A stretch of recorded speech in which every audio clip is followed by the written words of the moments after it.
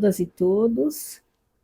Hoje nós vamos continuar a conversa com Henrique Mandelbaum, psicanalista, crítico literário, estudioso da obra de Franz Kafka e educador, retomar o tema que nós tivemos a oportunidade de, sobre o qual nós tivemos a oportunidade de conversar em torno da questão da família em Kafka, a família na obra de Kafka.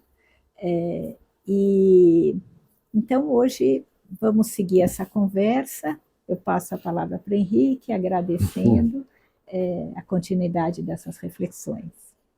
Então, a gente estava falando, né, do lugar que o assunto família ocupa na obra de Kafka, né?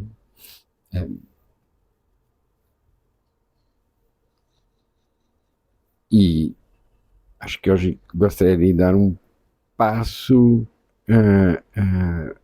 adiante, no sentido de mostrar que esse lugar, a própria literatura de Kafka, né? Então, vamos ler um livro, vamos ler um texto de um livro de Kafka, vamos ler uma página da obra de Kafka e de Kafka como autor, porque ele conseguiu, vamos dizer assim, o título de autor em vida. A obra dele, assim, claro, Kafka é um pouco próximo, por exemplo, de um outro autor, Van Gogh, né? Van Gogh, quando faleceu, todo o espólio, toda a obra dele virou o Van Gogh que hoje a gente conhece. Mas ele já era um pintor em vida, né? E todo esse desespero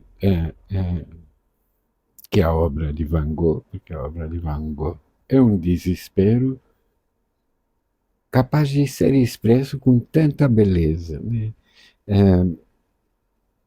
É o desespero familiar de Van Gogh, né? Porque o desespero, a angústia, a privacidade fazem parte do familiar, do humano. E o familiar, no que diz respeito aos parentescos, pai, mãe, é para dar conta da precariedade humana, do bebê.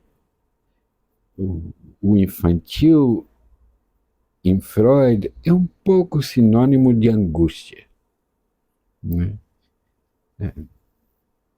Tem um analista muito próximo de Freud no início, chamado Otto Rank, que chama, ele tem um livro que é uma síntese da obra psicanalítica freudiana, que chama Angústia de Nascimento. E a angústia do nascimento não é angústia no seu sentido abstrato, no seu sentido da experiência do nascimento, né? De uma primariedade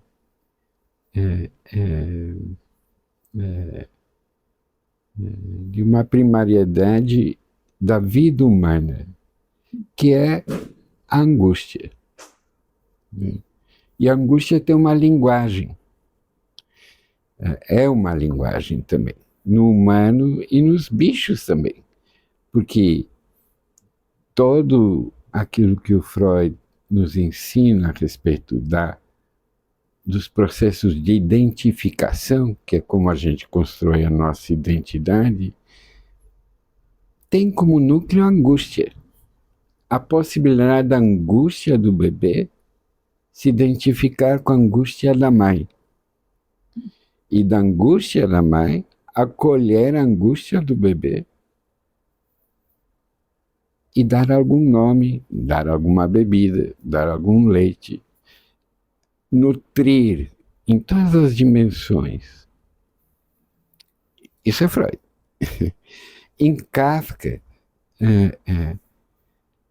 a angústia, né, passa completamente para o texto, né?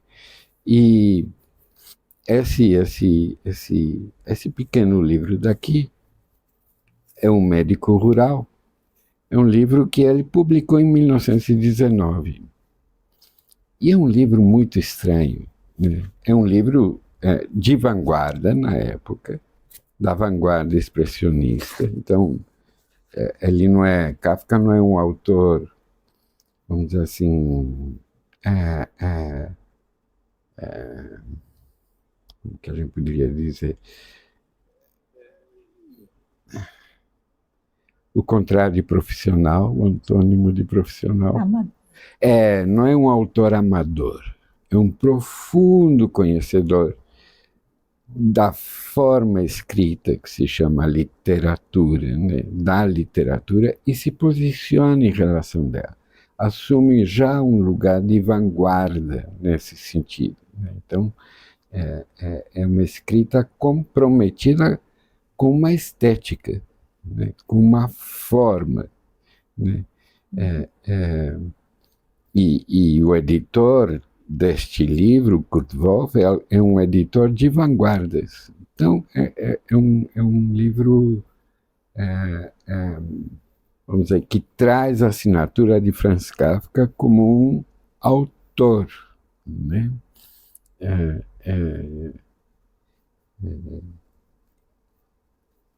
E ele é uma série de relatos pequenos. E é muito interessante, né? Ele tinha, nesses anos, também editado 2 textos numa revista de muito prestígio dentro do mundo judaico, que chamava Der Jude, o judeu, cujo editor era o Martin Buber, que é uma pessoa que vale a pena muito ser relido hoje em dia, porque tem uma visão sobre relações muito interessantes, né? Ele tem um livro, o nome do livro é bonito, é Eu, Tu, né? E eu, isso, né? É o modo como a gente se relaciona com os objetos que compõem a nossa vida e ao que a gente pode reduzir o outro, né? É um bonito livro sobre a alienação humana, sobre a potencialidade de nós lançarmos, o Freud dizia assim, o objeto lança sombra sobre o ego. É uma frase maravilhosa, né? Mas o que o Buber traz é que o ego também lança sombra sobre os objetos, né? Sobre os outros, né? E pode transformar homens em coisas, né? Isoficá-las, né? Isoficá-las, pode-se dizer assim? Coisificá-las, né? Eu estou lembrando dos contos que Kafka editou nessa revista. São 2, e são 2 contos muito incríveis. Um é Relatório para uma Academia, que é essa metamorfose, né? Contada em primeira pessoa, a metamorfose de um macaco em homem, né?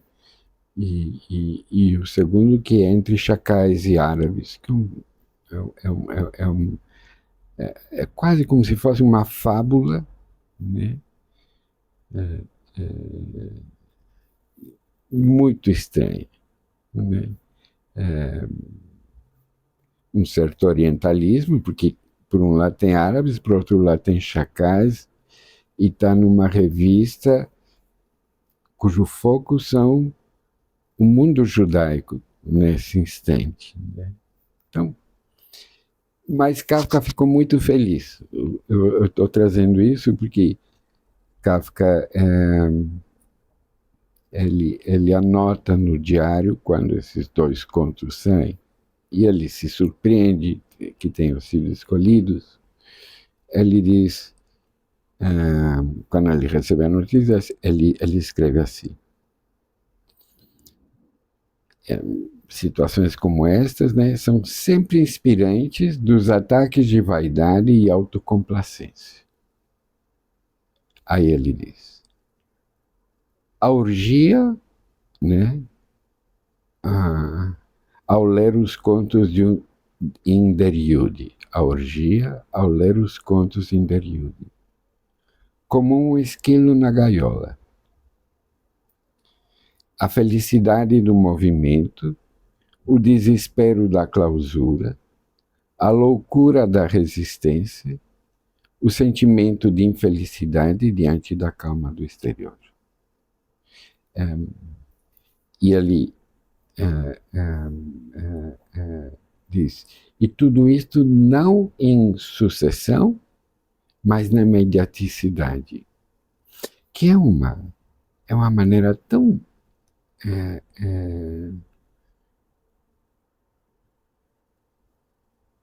tão incrível de nomear aquilo que é ansiedade, né? Tudo ao mesmo tempo, né? Claro, kafkianamente vivido, né? Essa vaidade, essa autocomplacência que ele tem que dar conta, como se fosse uma orgia, né? Uma orgia de felicidade de movimento, e movimento para Freud não, para Kafka, desculpa, é sempre um movimento vital, né? Ele tinha, antes deste livro, publicado um livro que ele chamou de Contemplações. E aí tinha essa coisa do cavalo, do movimento do cavalo, e a alegria de cavalgar. A alegria de andar de bicicleta, a alegria, sabe, como se a vida psíquica, a consciência, a atividade da consciência, a alegria do movimento. E ele fala do desespero da clausura, e é um temão em Kafka, a solidão, né? A clausura, o estar encerrado, estar fechado, a loucura da resistência, o resistir, né? Despertando toda a ambivalência, né? O sentimento de infelicidade diante da calma do exterior. Isso também é incrível, essa imagem, porque a infelicidade diante da calma do exterior, né? É uma coisa, freudianamente, se a gente retroage até Melanie Klein, né? É como se fosse, ou em Freud a gente teria quase que algo assim como uma angústia do narcisismo primário, vamos dizer assim, ou o limite do narcisismo primário, né? Porque é uma infelicidade à calma exterior, né? É um primeiro reconhecimento de uma exterioridade que não acolhe, mas que também não se interessa. E você vê, são elementos, a gente está falando de ansiedades, né? Da ansiedade como esse angu, essa gororoba, essa mistura, né? E disto ser algo da família, né? Familiar ao humano, e algo que vai ser trocado nas trocas, né? Com a mãe, com o pai, com quem atender, isto vai ser trocado, né? E eu estou dizendo que, como Kafka, a matéria-prima dele são os sonhos, e os sonhos são justamente a expressividade da angústia de momento, né? Por isso que o Freud dizia que o sonho é a via de acesso ao inconsciente, é a via principal de acesso ao inconsciente, né? Justamente porque no sonho é que a ansiedade, que é mais familiar a cada um, aparece, né? E a estranha linguagem onírica, né? Porque ela tem uma estranheza, aquilo que se chama, alguns chamam de pictogramas, né? Nós estamos muito acostumados a ver em analogia ao fotograma, né? do cinema, mas é o avesso, né? O cinema, na verdade, é uma das possíveis representações, mas os quadros, as pinturas, já foram muito também o modelo do sonho, mesmo que elas fossem para nós não tivessem movimento, né? Mas para quem contemplava uma pintura, sempre uma pintura tem um movimento dela, né? E a pintura também era vamos dizer assim, uma mimesis dessa dimensão onírica, né? Que é o fundamento do trabalho da consciência, né? E a família, né? Então, esse livro, vejamos nele, né? Kafka queria nomeá-lo, queria dar um nome de responsabilidade. E é uma pena que ele mudou, eu acho, né? Quem sou eu? Muitos biógrafos dizem que L. Kafka quis mudar para este nome, né? E que responsabilidade seria muito mais sugestão do Max Brod, talvez, ou influência do Max Brod, que era o grande articulador, vamos dizer, o companheiro de formação literária, né? Com quem, de fato, a via literária de Kafka começa a ser levada a sério e com profundidade e materializar-se. Mas eu acho que é de Kafka mesmo a vontade desse título, responsabilidade, e que teria sido tão... Eu acho que nenhum leitor de Kafka ficaria triste com esse título, dado o que está aqui composto, né? Porque são 14 pequenas histórias, uma mais estranha que a outra, né? E uma, como diz o Modesto Caroni, isso é maravilhoso, né? Todas elas começam mal e terminam pior. Então, são pesadelos, né? Porque isso é uma definição dessa ansiedade que anda solta, né? E é com ela que a gente tem que ter responsabilidade, porque é dela que se trata, né? Porque o incrível de Kafka é que ele lida com o que é familiar, com essa responsabilidade, mas com essa estranha implicação tão kafkiana de ser um sujeito, né? Se autonomizar. Então, nesse conto que tem tantos recortes sobre a vida humana e a história da vida humana e as impossibilidades do humano, né? Porque faz parte do humano a força do animal. A força do animal é puro Schopenhauer, é puro Nietzsche. Mas é a força do animal. Só que é para ser homem, não é para ser animal. Mas todo homem tem muito de animal, né? Por isso que em Freud, os pacientes dele homem rato, homem lobo. Aqui surge um cavalo que se torna advogado, bucéfalo, né? Que era o cavalo do...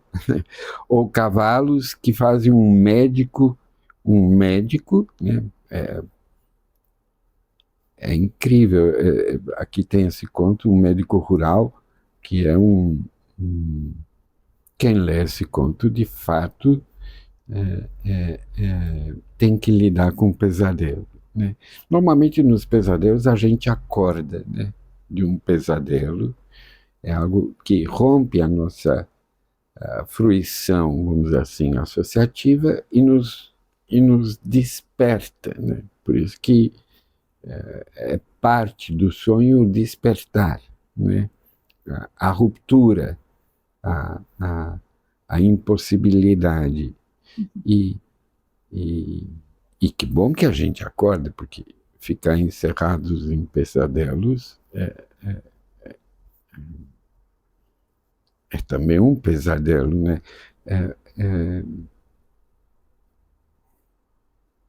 O que o Kafka consegue é dar a estes pesadelos, assim, a pictoricidade que a maioria dos homens não conseguem ter, né?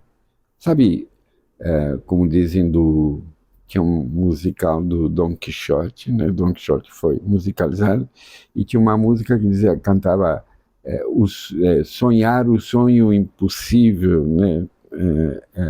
Como se Cervantes ou Don Quixote fosse um representante daquilo que os homens mais almejam, mas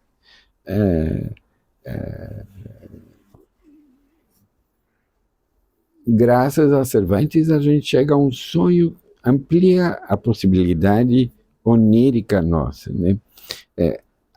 Em Kafka é algo assim, é como se Kafka pudesse expressar sonhos que a gente não alcança, de angústia, né?